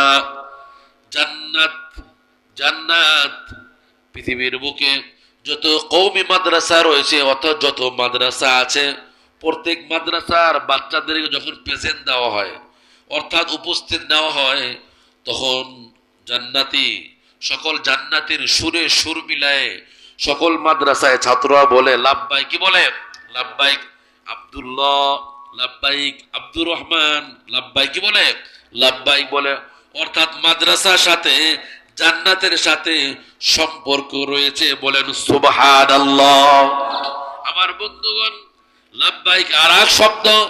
কাবার পাশে গিয়ে লাব্বাইক বলতে হয়, অর্থাৎ লাব্বাইক বলতে বলতে আল্লাহর কাবার সামনে দাঁড়াইতে হয়। লাব্বাইক বলেন, লাব্বাইক আল্লাহুম্মা লাব্বাইক বলেন, লাব্বাইক আল্লাহুম্মা লাব্বাইক, লাব্বাইক লা শারীকা লাকা লাব্বাইক, ইন্নাল হামদা ওয়ান নি'মাতা লাকা ওয়াল মুলক লা শারীকা লাক। বলেন ভাই, লাব্বাইক আল্লাহুম্মা লাব্বাইক, লাব্বাইক লা শারীকা লাকা লাব্বাইক, ইন্নাল হামদা ওয়ান নি'মাতা লাকা ওয়াল মুলক লা শারীকা লাক। আল্লাহ পাক বলেন, আল্লাহ পাক যেন আমাদের সকলকেই, বলেন আল্লাহ পাক যেন আমাদের সকলকেই কাবার সামনে গিয়ে, বলেন কাবার সামনে গিয়ে কাবা ঘর দেখে দেখে যেন লাব্বাইক বলার তৌফিক দান, বলেন আমিন। আমার বন্ধুগণ, লাব্বাইক রব্বানা, আল্লাহ বলবেন ফায়াকুল হাল রাদিতুম, জান্নাতি বান্দাদেরকে বলবে আল্লাহ, লাব্বাইক রব্বানা, আল্লাহ বলে ফায়াকুল হাল রাদিতুম, ও হে জান্নাতি বান্দারা, তোমরা কি জান্নাতের মাঝে সন্তুষ্ট আছো নাকি? জান্নাতি বান্দারা বলবে ওগো আল্লাহ, ওমা লানা লা নারা ইয়া রাব্বি কদ আতাইতানা মা লাম তু'তি আহাদাম মিন খালকি, আয় আল্লাহ, আমরা কেন সন্তুষ্ট থাকবো না? আপনি আমাদেরকে যা দিয়েছেন অন্য কোন মাখলুককে, অন্য কাউকে আপনি এত কিছু দেন নাই, আমরা কেন থাকবো না সন্তুষ্ট? আল্লাহ বলবেন, ওহে জান্নাতি বাসাইরা, আমি তোমাদেরকে যা নিয়ামত দিয়েছি এর চাইতে উত্তম নিয়ামত তোমরা পেতে চাও নাকি? জান্নাতি বান্দারা বলবে, হাও আল্লাহ, এত নিয়ামত পেয়েছি, এর চাইতে উত্তম নিয়ামত আবার কোনটি? আল্লাহ বলবেন, ও জান্নাতীবাসীরা শোনো, আহালা আলাইকুম রিদওয়ানি ফালা আসখুতু আলাইকুম বাদাহু আবাদা, আমি আল্লাহ তোমাদের উপর সন্তুষ্ট হয়ে গেলাম, আর কখনো কোনো দিন আমি আল্লাহ তোমাদের উপর অসন্তুষ্টি হব না। চিৎকার মেরে বলেন সুবহানাল্লাহ। আরো জোরে বলেন না ভাই সুবহানাল্লাহ, আরো জোরে বলেন সুবহানাল্লাহ। এরপর আল্লাহ রাব্বুল আলামিন জান্নাতি বান্দাদেরকে চারটা নহর দিবেন। বলেন কয়টা নহর? চারটা নহর। এক নম্বর নহর, ফিহা আনহারুম মিন মাইন গায়রি আসিন, পানির নহর। আই তাফসীর আই সাফিন মা ফিহি কাদিরুন, এমন পানি যেই পানি কখনো নষ্ট হবে না, যেই পানি কখনো গান্দা হবে না, যেই পানির কখনো রং পরিবর্তন হবে না, যেই পানির স্বাদ কখনো নষ্ট হবে না। চিৎকার মেরে বলেন সুবহানাল্লাহ। দুই নাম্বার পানি, ওয়ানহারুম মিন লাবানিল লাম ইয়াতাগায়্যার তা'মু, দুই নাম্বার দুধের নহর। ওয়ানহারুম মিন লাবানিল লাম ইয়াতাগায়্যার তা'মু, দুই নাম্বার দুধের নহর আল্লাহ পাক দিবেন। আই তাফসীর লাম ইয়াখরুজু মিন বুতুনিল মাশিয়া, এবং দুধ আল্লাহ কোন গাভী থেকে বের করেন নাই, বলেন সুবহানাল্লাহ। তিন নাম্বার, ওয়ানহারুম মিন খামরিল লাযযাতিল লিশশারিবিন, তিন নাম্বার শরাবের নহর। আই তাফসীর লাম ইয়াসুহার রিজালু বিআকদামিহা, যেই শরাব আল্লাহ কোন মানুষ দ্বারা বানান নাই, বলেন সুবহানাল্লাহ। চার নাম্বার মধুর নহর, ওয়ানহারুম মিন আসালিম মুসাফফা, মধুর নহর। আই তাফসীর লাম ইয়াখরুজু মিন বুতুনিন নাহলি, যে মধু আল্লাহ কোন মৌমাছি থেকে বের করেন নাই। চিৎকার মেরে বলেন সুবহানাল্লাহ। এই চারটা নহরের মাঝে এক একটা নহর কত বড় হবে খুব খেয়াল করবে, গভীর রাত হয়ে গেছে। এক একটা নহর কত বড় হবে, এক একটা নহর কত বড় খুব খেয়াল করি আমরা। বাংলাদেশের এই বঙ্গোপসাগরের মাঝে যদি একটা পয়সা ফালানো হয়, কি ভাই, একটা ছোট্ট একটা পয়সা, 1 টাকার কয়েন অথবা 5 টাকার কয়েন ফালানো হয়, তাহলে কি ভাই ওই সহজে খুঁজে পাওয়া যাবে? বলেন সহজে খুঁজে পাওয়া যাবে? যাবে না। অনুরূপ ভাবে আল্লাহর পানির নহরটা এমন বড়, সাত আসমান সাত জমিন একত্রিত করে, সাত আসমান সাত জমিনকে একত্রিত করে যদি আল্লাহর ওই পানির নহরের মাঝে ফালানো হয়, তাহলে যেমনি ভাবে বঙ্গোপসাগরের মাঝে একটা পয়সা নিক্ষেপ করলে খুঁজে পাওয়া যাবে না, অনুরূপভাবে আল্লাহর সাগরের মাঝে, জান্নাতের সাগরের মাঝে সাত আসমান সাত জমিন একত্রিত করে ওই শহরে নিক্ষেপ করলে ঠিক তেমনি ভাবে খুঁজে পাওয়া যাবে না। চিৎকার মেরে বলেন সুবহানাল্লাহ। তাহলে কত বড় ভাই, কত বড়, কত বড় অনুমান করা যায়? বলেন, অনুমান করা যায় না? বুখারীর হাদিস, মা লা আইনুর রাত ওয়ালা উযুনুন সামিআত ওয়ালা খাতারা আলা কলবি বাশার, এমন মা কোন মানুষ দেখে নাই, শোনো নাই, অনুমান অনুধাবনও করতে পারবে না জান্নাতটা কত বড়। বলেন সুবহানাল্লাহ। তো আমি একটা মৌসিক মুক্তাগাছা প্রোগ্রামে ছিলাম, সেখানে অনেক অনেক বড় প্রোগ্রাম, অনেক বিজ্ঞানী ছিল, সেখানে আমি এই জান্নাতের আলোচনা করতে গিয়ে বলছিলাম আল্লাহ পাক মানুষদেরকে এক একজন ব্যক্তিকে 10টা করে জান্নাত দিবেন। কয়টা করে ভাই? 10টা করে জান্নাত দিবে। এর সাধারণ জান্নাত, অর্থাৎ আল্লাহ পাক এক একজন ব্যক্তিকে 10টা জান্নাত দিবে, যে জান্নাতের বড় এত বড়, অর্থাৎ জান্নাতের সাগরের মাঝে সাত আসমান সাত জমিনকে নিক্ষেপ করলে খুঁজে পাওয়া যাবে না। সাগরের মাঝে এমন জান্নাত এক একজন ব্যক্তিকে 10টা করে জান্নাত দিবে, এ কথা বলেছিলাম আমি। বিজ্ঞানী যারা বলল, হুজুর আপনি তো বললেন এক একজন ব্যক্তিকে 10টা করে জান্নাত দিবেন, তো আমি আমার থিওরিতে গ্রহ নক্ষত্র বিভিন্ন থিওরি দেয়া বুঝালেন হুজুর, আপনি বললেন 10টা, কিন্তু আমি দেখতেছি, আমি আমার জ্ঞানে, আমি আমার থিওরিতে গ্রহ নক্ষত্র সূর্য সব দিকে তাকিয়ে বলছি আল্লাহ পাক যদি এক একজনকে 100 করে অনুরূপ ভাবে 100 জান্নাত দেয়, এরপর আল্লাহ পাক কোন দিকে কমতি হবে না। বলেন সুবহানাল্লাহ। আর জোরে বলেন না ভাই সুবহানাল্লাহ। ওই জান্নাতে যখন আমরা চলে যাব, জান্নাতের সাগর আল্লাহ পাক আমাদেরকে দিয়ে দিবেন। ওই জান্নাতের সাগরের মাঝে একটা নৌকা হবে। বল কি হবে? নৌকা। নৌকাটা কত বড় হবে আল্লাহু আলাম, আল্লাহই ভালো জানে। আপনি যেহেতু জান্নাতি বান্দা, জান্নাতি বান্দার কেমন হবে? জান্নাতের বান্দার দিলটা যা চাবে, ওয়ালাকুম ফিহা মা তাশতাহি আনফুসুকুম, অর্থাৎ ভাববে ওয়ালাকুম ফিহা মা তাশতাহি আনফুসুকুম ওয়ালাকুম ফিহা মা তাদউন। জান্নাতে গিয়ে শুধু ভাববে, বাবার সাথে সাথে তার সামনে উপস্থিত। বলেন সুবহানাল্লাহ। জান্নাতে একটা নৌকা হবে, নৌকা, নৌকার এত বড় সাগর, নৌকাটা কত বড় আল্লাহু আলাম, আল্লাহই ভালো জানেন। নৌকার এক পাশে আপনি থাকবেন, নৌকাটা আপনারা জান্নাত, আপনি এক পাশে থাকবেন, আল্লাহ পাক আপনাকে দিবেন।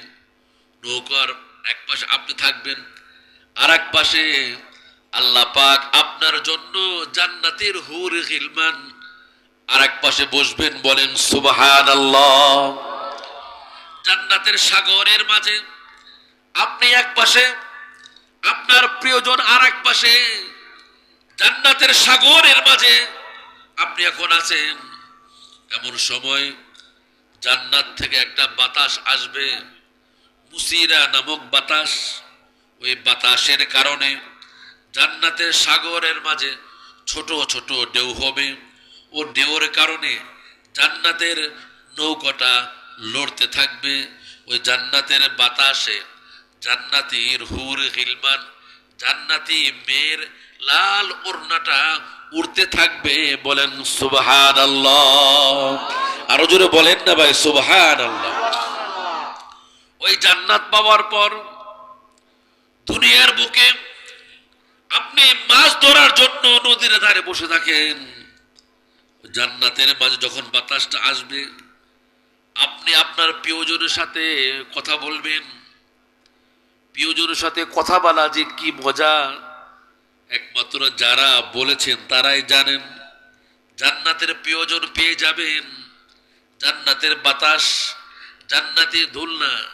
আপনি মনে মনে বলবেন নৌকা এদিকে যা, মনে মনে বলবেন নৌকা ওদিকে যাবে। জোরে চল জোরে চলবে, আস্তে চল আস্তে চলবে, যেভাবে চালাবেন আপনার মন মন কথায় মনে বুঝবে, আপনার মনের ভাষা জান্নাতি নৌকাটা বুঝবে, এমনকি জান্নাতের মেয়েটা বুঝবে। বলেন সুবহানাল্লাহ। এমন আনন্দময় মুহূর্তে, এমন রোমান্টিকময় মুহূর্তে, এমন সময় জান্নাতের মাছ, এক ঝাঁক মাছ ভেসে আসবে আপনার সামনে, আসা বলবেন আসসালামু আলাইক ইয়া ওলি আল্লাহ, হে আল্লাহর ওলি, হে জান্নাতি বান্দা, আতাকুলুনি, আপনি কি আমাকে খাবেন? এক ঝাঁক মাছ আপনার সামনে এসে দুই ঠোঁট উঁচু করে বলবে আপনাকে, হে আল্লাহর ওলি, আপনি কি আমাকে খাবেন? আতাকুলুনি, আপনি আমাকে খাবেন? মাছ আপনার সাথে কথা বলবে। বলেন সুবহানাল্লাহ। মাতবুখান আও মাশফিয়ান, মাছ আপনাকে বলবে, হুজুর আপনি খাবেন, কিভাবে খাবেন? ফ্রাই খাবেন নাকি স্যুপ খাবেন নাকি ঝোল খাবেন, কি খাবেন আপনি আমাকে বলেন। মাছ ঝাঁকে ঝাঁকে মাছ আপনাকে বলবো, হুজুর আমাকে খান আমাকে খান। মাছ লাফালাফি শুরু করবে জান্নাতের সাগরের মাঝে। বলেন সুবহানাল্লাহ। ওই সময় দুনিয়ার কথা চিন্তা আসবে, হায়রে দুনিয়ার বুকে মাছ ধরার জন্য নদীর পাড়ে প্রখর রোদের মাঝে গামছা মাথায় দিয়ে ঘন্টার পর ঘন্টা বসে থাকতাম মাছ ধরার জন্য। আজকে দেখি মাছ আমার সাথে কথা বলে। কি ভাই, মাছ আপনার সাথে কথা বলবে জান্নাতের মাঝে আনন্দময় মুহূর্তে। তো বুখারী শরীফের হাদিস, জান্নাতি বান্দারা জান্নাতে যাওয়ার পর সর্বপ্রথম মেহমানদারি যেটা করবে সেটা হলো মাছের কলজা। সেটা কি বলেন? মাছের কলজা দ্বারা মেহমানদারি। আজকের মাহফিল সার্থক, আজকের মাহফিল কবুল। যখন আমরা জান্নাতে যাব, মাছ বলবে, হুজুর আতাকুলুনি, আমাকে খাবেন? মাতবুখান আও মাশফিয়ান, কিভাবে খাবেন বলেন? তখন এই মাহফিলের কথা মনে পড়ে যাবে। ঢাকা থেকে হুজুর আসছিল, হুজুর আইসা বলে গেছেন জান্নাতের প্রথম খাবার হলো মাছের কলজা। এরে মাছ, আজকে তোকে খাবো না, তোর কলজা খাবো। শুধু মনে মনে ভাববেন, ওয়ালাকুম ফিহা মা তাশতাহি আনফুসুকুম ওয়ালাকুম ফিহা মা তাদউন। আল্লাহু আকবার। শুধু মনে মনে ভাববেন, বাবার সাথে সাথে বিশাল একটা মাছ ভেসে উঠবে, কলজা বের হয়ে যাবে আকাশের মাঝে, রান্না বুনো হয়ে আপনি আপনার প্রিয়জনের সামনে এসে যাবে। চিৎকার মেরে বলেন সুবহানাল্লাহ। আরো জোরে বলেন না ভাই সুবহানাল্লাহ, আরো জোরে বলেন সুবহানাল্লাহ। আমার বন্ধুগণ, এরপর ওই মাছ খাবেন আর ওই জান্নাতি মেয়েটা গুনগুন করে গান গাবে, বেহেশতি গান। আপনারা আরবিটা অনেক শুনেছেন, বাংলাটা শুনেন। বাংলা বলি, বাংলা লোক, বেহেশতেরই তরুণ দ্বারে হুরবালারা এসে জানাইবে সুস্বাগতম মধুর হাসি হেসে। আল্লাহু আকবার। বেহেশতেরই তরুণ দ্বারে হুরবালারা এসে জানাইবে সুস্বাগতম মধুর হাসি হেসে। গলা গলা মিলাইয়া গালের সাথে গাল বলবে, তোমার ইন্তেজারি ছিলাম এত কাল। হুরেরা সব রূপের রানী, অনন্ত যৌবন, কুসুম কোমল অঙ্গ তাদের রইবে অনুক্ষণ। বক্ষখানা রূপের খনি, চকচকে দর্পণ, বেহেশতিরা করবে তাদের চেহারা দর্শন। আরে বেহেশতিরা করবে তাদের চেহারা দর্শন। চিৎকার মেরে বলেন আল্লাহু আকবার।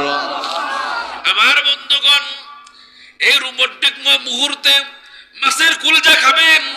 আল্লাহ পাক ওই সমস্ত বান্দাদেরকে মাছের কলজা দিবেন যারা দুনিয়ার বুকে আল্লাহর হুকুম মোতাবেক চলে, যারা নাকি সর্বাবস্থায় পড়ে আলহামদুলিল্লাহ। সুখে দুঃখে সর্বাবস্থায় পড়তে হবে। বলেন কি? আলহামদুলিল্লাহ। সকাল বিকাল পড়তে হবে লা ইলাহা ইল্লাল্লাহ। জান্নাতের গাছ লাগাইতে হবে, সুবহানাল্লাহ বলবেন। একটা গাছ হবে, কি হবে ভাই? গাছ হবে। গাছটা কত বড়? কিতাবের মধ্যে আসছে আরবের একটা তেজি ঘোড়া যদি 500 বছর পর্যন্ত দৌড়ায়, এরপরে ওই গাছের ছায়া দৌড়ায়, শেষ করতে পারবে না। চিৎকার মেরে বলেন সুবহানাল্লাহ। এমন বড় গাছ হবে তখন যখন আপনি পড়বেন বলেন সুবহানাল্লাহ, আলহামদুলিল্লাহ, লা ইলাহা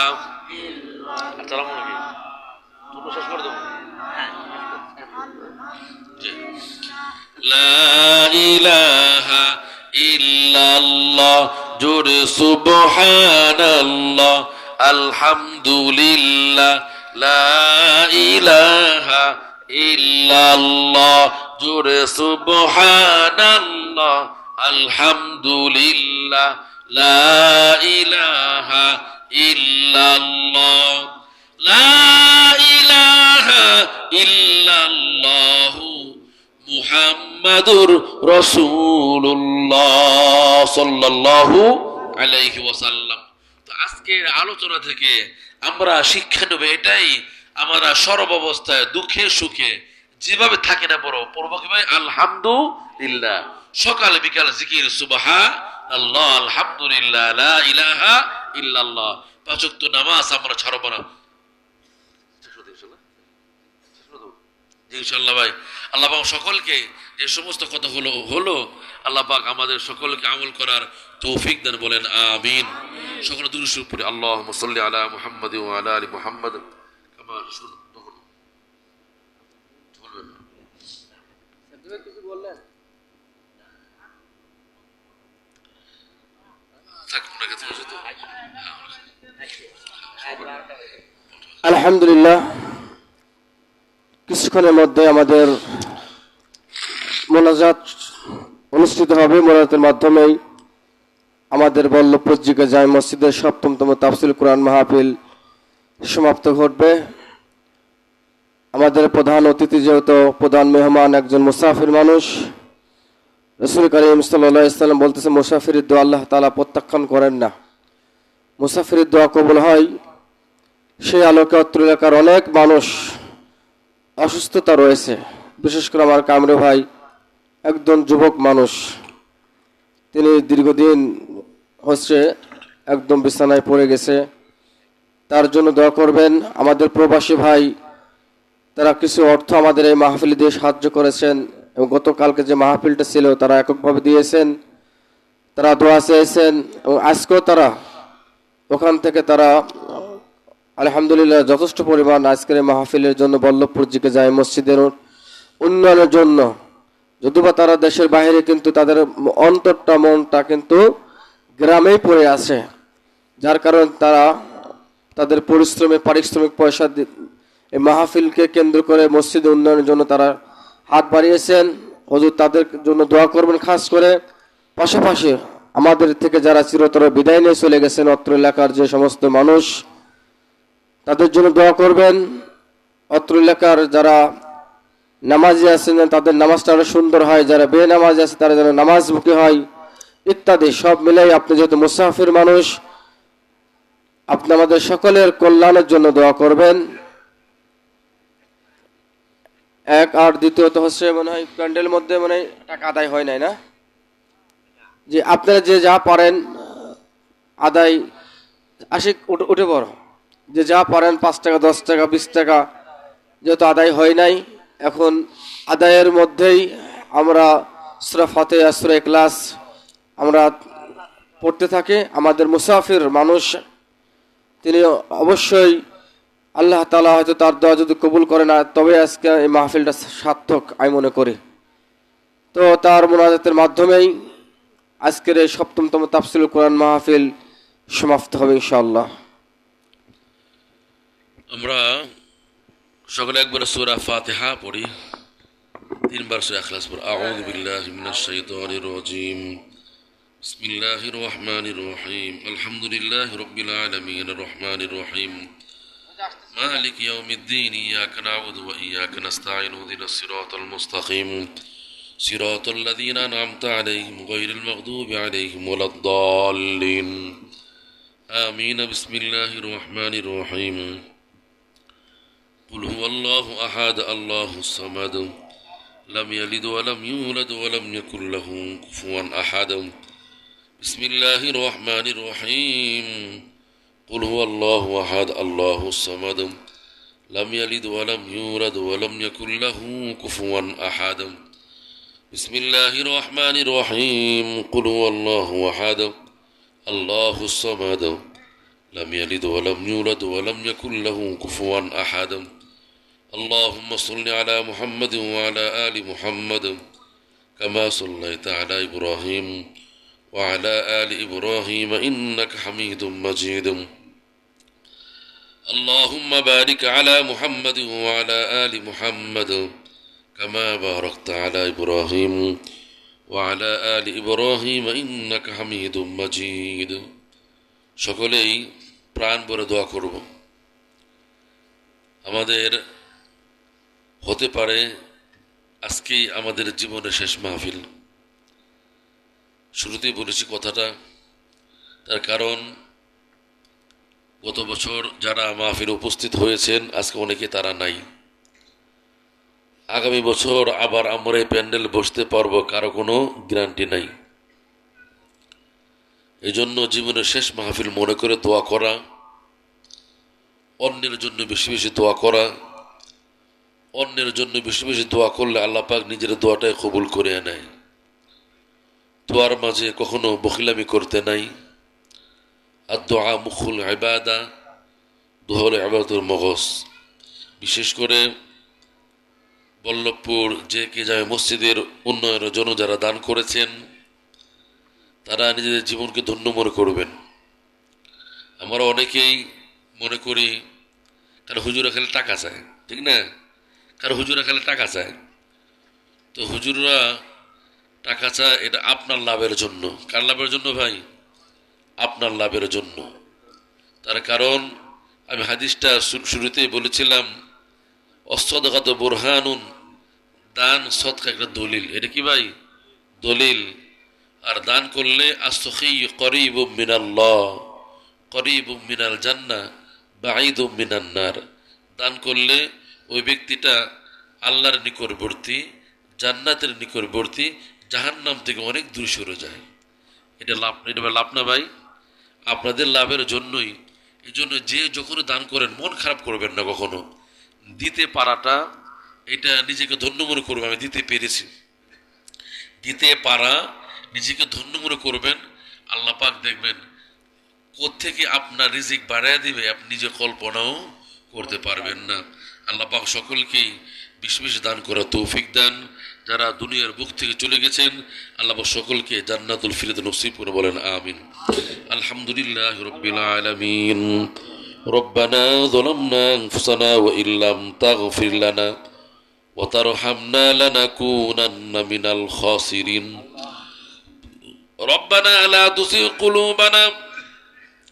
بعد إذ هديتنا وهب لنا من لدنك رحمة إنك أنت الوهاب আয় আল্লাহ তাআলা মাবুদগণ বল্লভপুর জামি মসজিদের উদ্যোগে আয়োজিত আজকে 2 দিন ব্যাপী মাহফিলের আজকে শেষ আল্লাহ শেষতম দিবসে উপনীত হয়ে আল্লাহ মাবুদগো গভীর রজনীতে তোমার খাস হাফেজ আলেম মুরব্বী দাড়ি পাকা লোকদেরকে নিয়ে গুনার বোঝা মাথায় নিয়ে তোমার শাহী দরবারে হাত তুলেছি মেহেরবানি করে আরশ আযীম থেকে আমাদের দিকে তাকাও আমাদের জীবনের সমস্ত গুনাহগুলি মাফ করিয়ে দাও আমাদেরকে তোমার মাকবুল বান্দাদের মাঝে শামিল করিয়ে নিও আল্লাহ আয় আল্লাহ তাআলা মাবুদগো 2 দিন মাহফিলের মাঝে যত আলোচনা হয়েছে যত হাদিস পড়া হয়েছে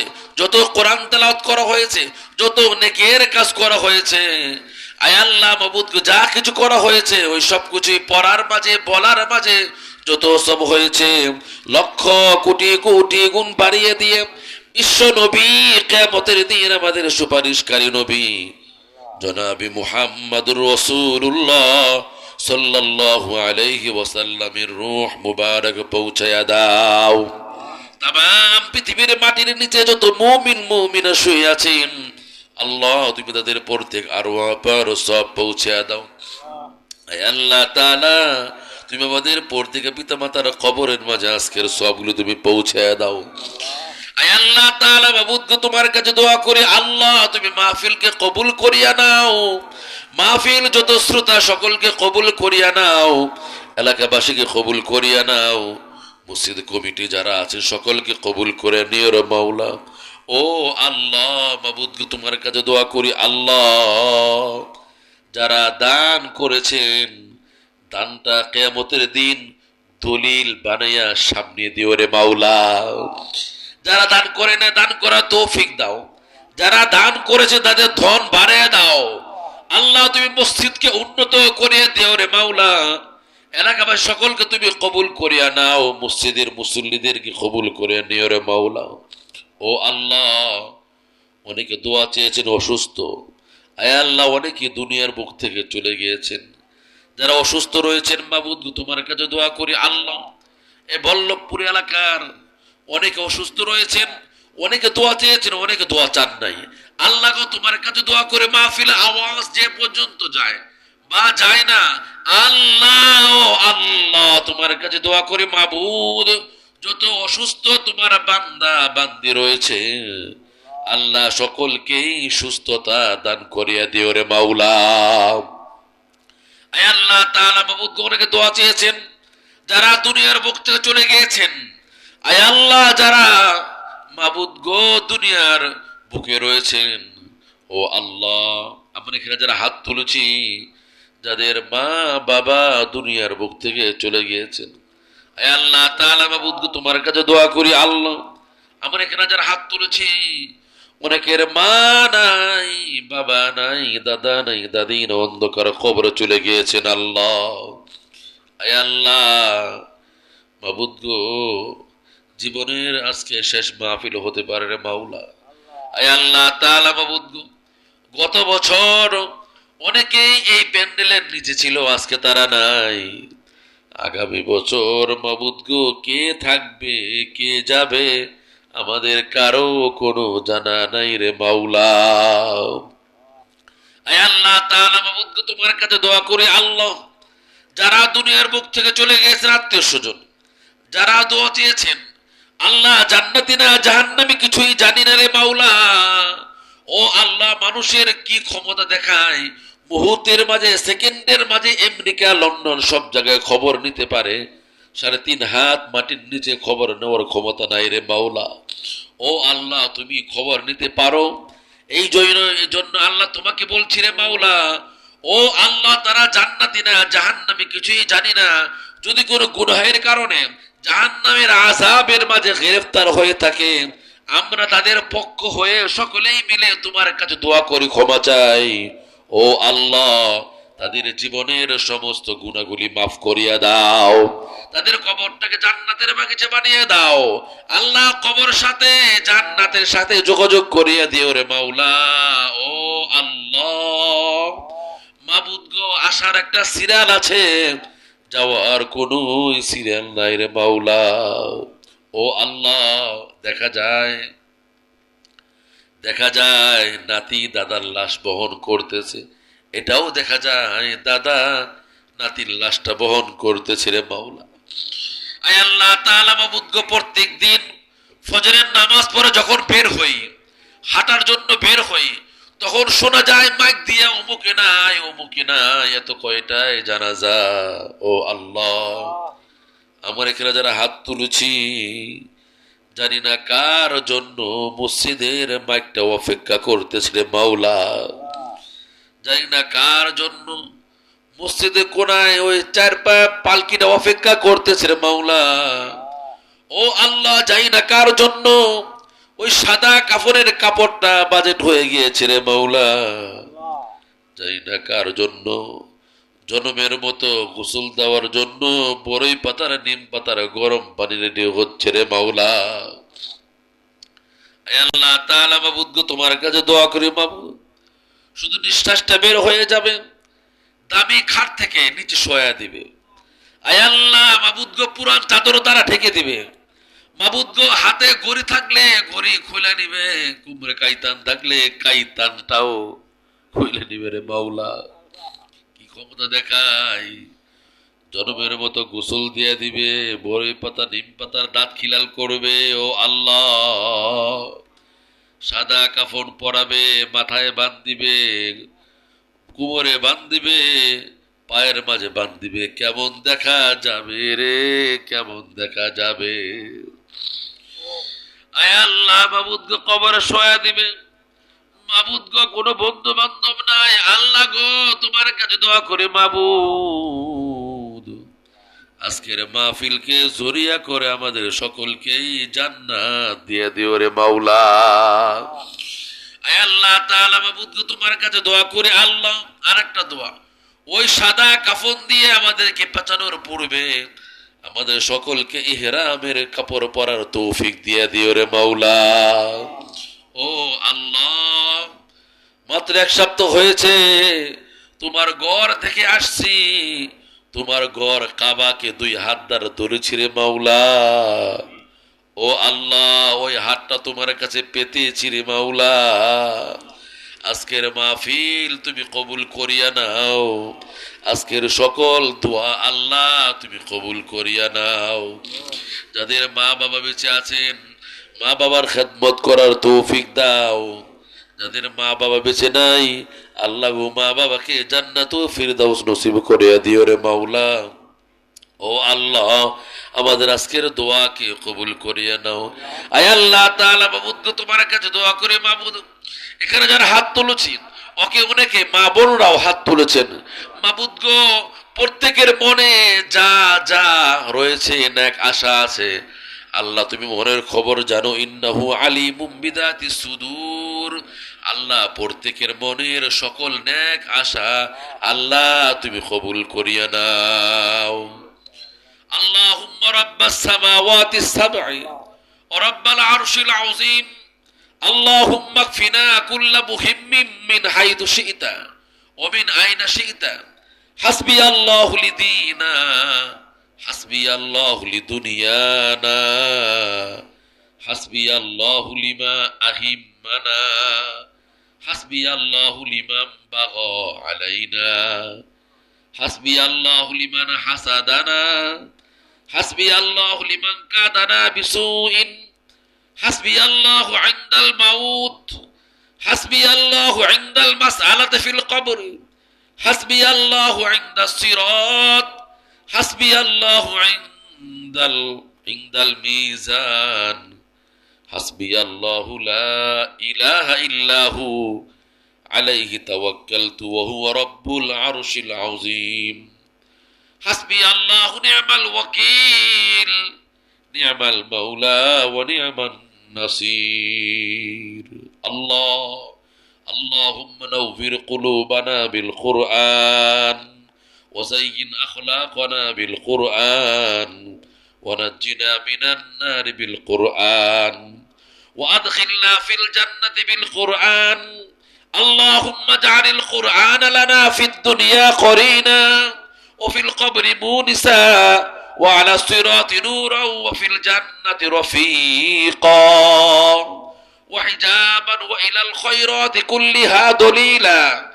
فاكتبنا على التمام وارزقنا أداء بالقلب واللسان وحب الخير والسعادة والبشارة من الإيمان والبشارة من الإيمان. يا أكرم الخلق ما لي من أذول به سواك عند حلول الحادث العممي.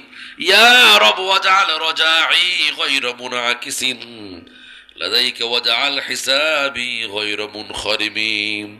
وصلى الله تعالى على خير خلقه محمد مظهر لطفه ونور عرشه سيدنا محمد وآله وأصحابه أجمعين. سبحان ربك رب العزة عما يصفون وسلام على المرسلين والحمد لله رب العالمين. ولا إله إلا الله محمد رسول الله. السلام عليكم ورحمة الله وبركاته.